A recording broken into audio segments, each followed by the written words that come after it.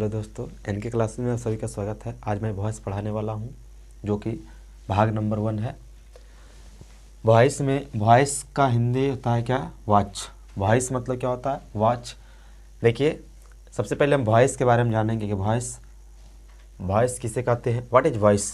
Voice किसे कहते हैं? देखिए, डिफिनेशन हमने लिखे हैं कि voice is that from of the verb which indicates whether the subject is the door of whatever the expresses or the receiver। कहता है वाच क्रिया का वह रूप है, वह रूप जो यह दर्शाता है कि यह तो कर्ता कोई काम खुद करता है या कर्ता पर ही कोई काम समाप्ति होती है। Voice are two kinds. Voice दो प्रकार के होते हैं। वॉइस दो प्रकार के होते हैं, पहला एक्टिव वॉइस, दूसरा पैसिव वॉइस। पहला एक्टिव वॉइस, दूसरा पैसिव वॉइस। कहता है what is active voice? Active voice किसे कहते हैं? कहता है verb is said to be in the active voice its form so that the preposit person और thing denoted by the subject does sometime. Active voice मतलब कर्तावाच। Verb is said to be in the active voice its from so that the person और thing denoted by the subject does sometime. क्रिया के जिस रूप से यह ज्ञात हो, क्रिया के जिस रूप से यह ज्ञात हो कि कर्ता का ज्ञात हो कि वाक्य का कर्ता कोई काम खुद करता है, वाक्य का कोई काम खुद करता है तो उसे एक्टिव वॉइस में होना समझा जाता है। मतलब जैसे अगर क्रिया के जिस रूप में, जैसे मेरा कह रहा है कि मोहन पढ़ता है, मोहन पढ़ता है तो मोहन खुद पढ़ता है क्योंकि मोहन उस पढ़ने का काम खुद कर रहा है, वो किसी के द्वारा पढ़ाया नहीं जा रहा है। मोहन पढ़ता है, मोहन खुद क्या चीज़ कर रहा है? वो पढ़ता है। कहने इसमें वही कह रहा है क्रिया के जिस रूप में यह ज्ञात हो कि वाक्य का कर्ता कोई काम खुद करता है तो उसे हम एक्टिव वॉइस में होना समझा जाता है।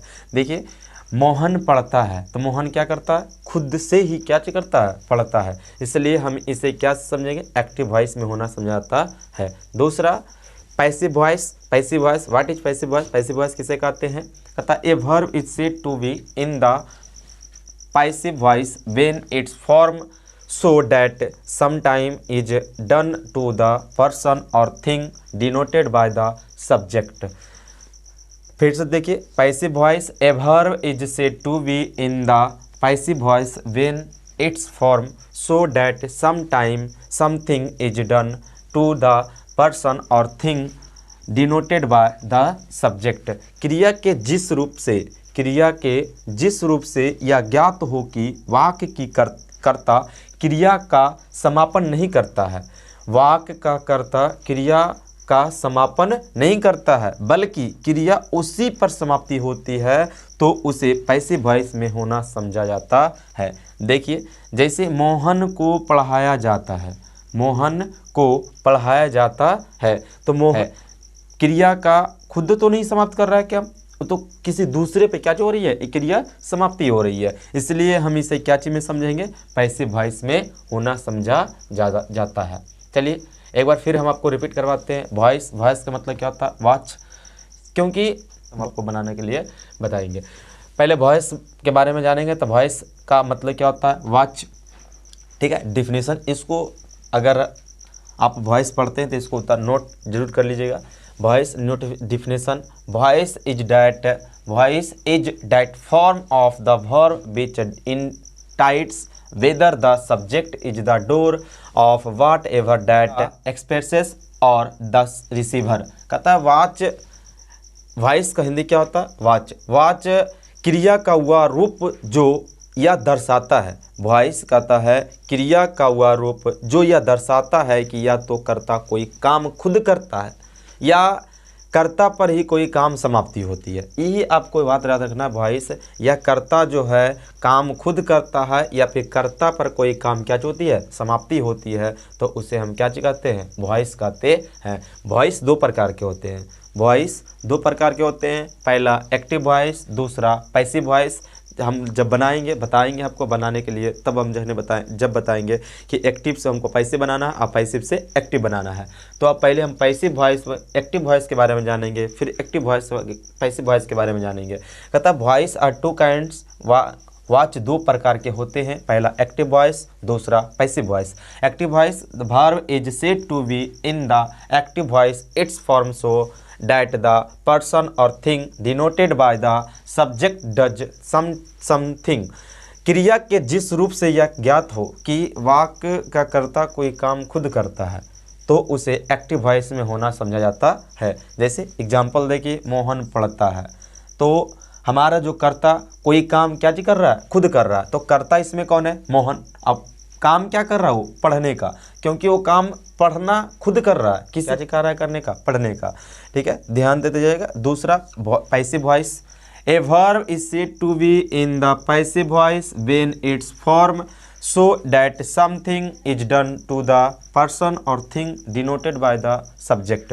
क्रिया के जिस रूप से यह ज्ञात हो कि वाक्य की कर्ता क्रिया का समापन नहीं करता है, वाक्य की कर्ता क्रिया का समापन नहीं करता है बल्कि क्रिया उसी पर समाप्ति होती है, तो उसे पैसिव वॉइस में होना समझा जाता है। अब देखिए, मोहन को पढ़ाया जाता है, क्या मोहन खुद पढ़ रहा है, नहीं, मोहन को क्या चीज कर रहा है, पढ़ाया जा रहा है, किसी दूसरे के द्वारा मोहन को क्या चीज करता जा रहा है, पढ़ाया जा रहा है। Mohan is taut. एक्टिव के बारे में जान चुके हैं, पैसिव के बारे में जान चुके हैं। अब हम इसको बनाएंगे एक्टिव से पैसिव, फिर पैसिव से एक्टिव।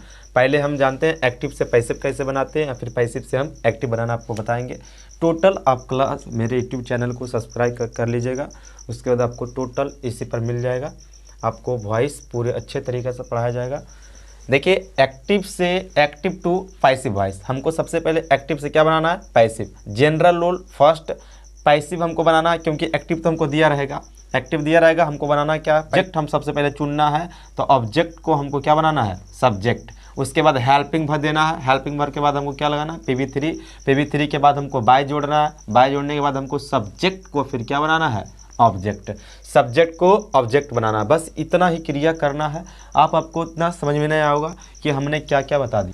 देखिए, एक्टिव वॉइस, सबसे पहले एक्टिव वॉइस, राम एट से मैंगो, कोई भी एक वाक्य ले लीजिए, राम एट से मैंगो, राम राम एक क्या चीज खाता है, आम खाता है। तो राम जो हमारा है क्या है, सब्जेक्ट, राम हमारा क्या है, सब्जेक्ट, और दूसरा एट्स जो है हमारा क्या है, वर्ब। अगला ऑब्जेक्ट, ए मैंगो हमारा क्या है, ऑब्जेक्ट। अब इसको हम बनाएंगे कैसे, तो देखिए पैसिव वॉइस हम इसको जब बनाएंगे तो हम क्या बोले हैं, ऑब्जेक्ट को हमको क्या बनाना है, सब्जेक्ट, और सब ऑब्जेक्ट को सब्जेक्ट बनाने के बाद हमको हेल्पिंग वर्ब देना है, और हेल्पिंग वर्ब देने के बाद PV3 क्रिया देना है, PV3 क्रिया देने के बाद हमको बाय लगाना है, और बाय के बाद सब्जेक्ट को हमको फिर क्या बनाना है, ऑब्जेक्ट। ये ध्यान रखिएगा, सबसे पहले ऑब्जेक्ट को सब्जेक्ट बनाना है, और सब्जेक्ट के बाद उसके बाद हमको हेल्पिंग वर्ब देना है। हेल्पिंग वर्ब को क्रिया PV5 रहे या PV1 रहे, उसको कोई भी क्रिया रहे उसको PV3 में बदलना, उसके बाद बाय लगाना है, प्लस सब्जेक्ट, प्लस उसके बाद सब्जेक्ट को फिर हमको क्या बनाना है, ऑब्जेक्ट। अब देखिए यहाँ पर अर्थात पॉइंट नंबर 1 लिखा दिए, अगर आपको समझ में नहीं आता तो पॉइंट पढ़कर आप आराम से बना सकते हैं। कह रहा है कि एक्टिव वॉइस वाले वाक्य का ऑब्जेक्ट को पैसिव वॉइस वाले वाक्य में क्या बनाना है, सब्जेक्ट बनावे। तो सबसे यही आपको ध्यान रखना है, एक्टिव वॉइस वाले वाक्य में हमको सबसे पहले क्या खोजना है, ऑब्जेक्ट। अब देखिए हम लिखा है कि राम एट्स ए मैंगो, है ना, राम एट्स क्या चीज, मैंगो। तो हम सबसे पहले आपको जब भी बनाइएगा तो ध्यान रखिएगा, सबसे पहले हमको क्या खोजना है इसमें, ऑब्जेक्ट। एक्टिव वॉइस वाले वाक्य में ये हमारा एक्टिव है, इसको हमको बनाना है क्या चीज, पैसिव। तो पैसिव बनाने के लिए हम सबसे पहले क्या खोजेंगे, ऑब्जेक्ट खोजेंगे, क्योंकि ऑब्जेक्ट को हमको क्या बनाना है, सब्जेक्ट। ए मैंगो, देखिए राम एट से मैंगो, राम क्या खाता है, आम खाता है, राम क्या किएगा, राम एट्स ए मैंगो। तो सबसे पहले हमको इसमें खोजना है, तो क्या खोजना, ऑब्जेक्ट। ऑब्जेक्ट खोजिएगा, कोई भी आपको, अगर आप एक्टिव से पैसिव बना रहे हैं तो ध्यान रखिएगा कि हमको सबसे पहले क्या खोजना है, ऑब्जेक्ट, और ऑब्जेक्ट को खोजकर तुरंत आपको क्या बना देना है, सब्जेक्ट। अब देखिए ऑब्जेक्ट को खोजेंगे, ए मैंगो, तो ए मैंगो है तो ए मैंगो का क्या हो जाएगा, ए मैंगो हो जाएगा। और ये ध्यान रखिएगा, ये हमारा कैपिटल था, इसमें सॉरी स्मॉल था, हमको सबसे पहले क्या लिखना है, कैपिटल। और ऑब्जेक्ट को इसके बाद हम क्या चीज बना दिए, सब्जेक्ट। देखिए अगर नहीं समझ में आता तो यहाँ पॉइंट देखिए लिख दिए, एक्टिव वॉइस वाले वाक्य का ऑब्जेक्ट को क्या चीज, पैसिव वॉइस वाले वाक्य में क्या बनाना है, सब्जेक्ट बनावे। क्या बनावे, सब्जेक्ट। दूसरा, उसी सब्जेक्ट के अनुसार उचित हेल्पिंग वर्ब का प्रयोग करें। उसी सब्जेक्ट के अनुसार उचित हेल्पिंग वर्ब का क्या करे, उपयोग करें। अब बताइए, ए मैंगो, ए काम है, तो ए काम के साथ आप इज लगाइएगा कि आर लगाइएगा।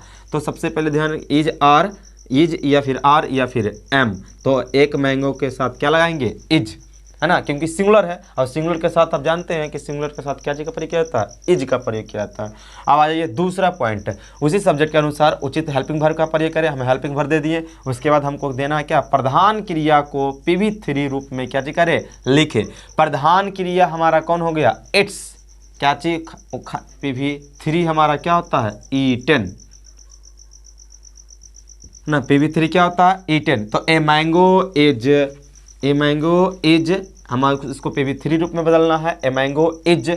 अब इट का PV3 क्या होता है, ईटन। अगर आपको उसके बाद क्या था, प्रधान क्रिया को PV3 रूप में क्या करें, लिखे हमने, ए मैंगो इज ईटन। हमको इट को PV3 हम बदल दिए, PV3 रूप में बदल दिए, ईटन। उसके बाद क्या कहता है, पॉइंट नंबर 4, उसके तुरंत बाद बाय लगावे। देखिए यहाँ पर बाय लगाना है, बाय लगाने के बाद अब हमको क्या बोल रहा है कि सब्जेक्ट को क्या बनाना है, ऑब्जेक्ट। अब इसमें हमको देखेंगे कि सब्जेक्ट कौन था। देखिए यहाँ पर हम लिख दे, सब्जेक्ट कौन था, राम। अब राम को यहाँ पर पकड़ के लाना है, बस यहाँ पर राम लिख देना है, ये आपका बन गया। बहुत ही आसान है, कोई हार्ड नहीं है, एकदम आसानी से बनाइए इसको। एक्टिव से पैसिव, पैसिव से एक्टिव, फिर आप